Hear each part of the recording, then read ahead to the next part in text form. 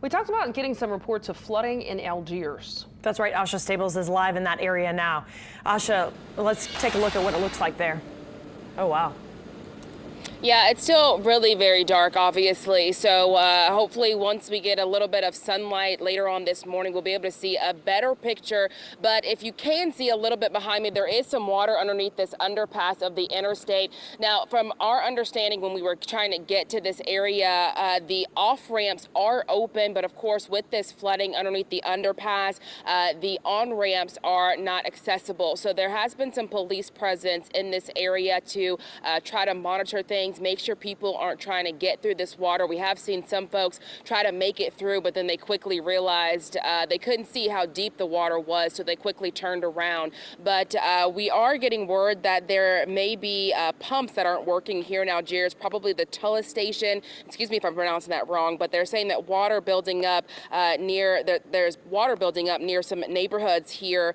The drainage canal on border of neighborhoods are overflowing, and that we're hearing that they're also not able to reach some of the city departments to let them know that that's happening. So not sure if it's a phone line issue or what. We haven't gotten a chance to confirm that information to see what's actually going on to reach city departments. But as you can understand, they probably need to get a little bit of light out here throughout the morning to be able to access what they need to and respond how they should as well. But again, from what it looks like us getting here, the off ramps onto or off of General de Gaulle are open. It's just this water is flooding or standing underneath this underpass under the interstate, so it's hard to get back onto that on ramp. We have been getting some messages on social media, some folks posting in this area. About 5 hours ago, someone tweeting that here in the West Bank there's some fires due to electrical lines falling on people's houses, and the streets are practically rivers. Water is starting to creep into some homes, and so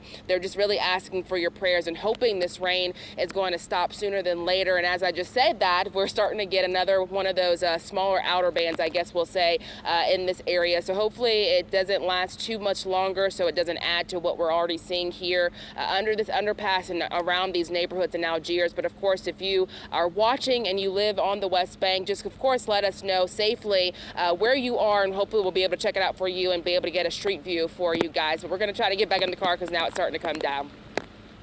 All right, well then we're going to let you get out of there. Just quickly, did you see any other cars trying to travel that way?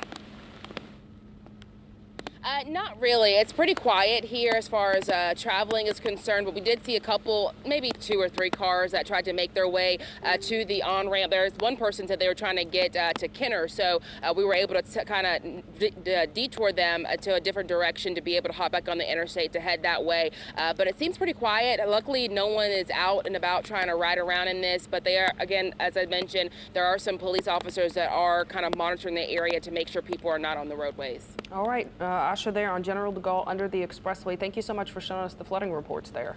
Peyton? Yeah, let's talk. So Sheba, I was typing something to a viewer.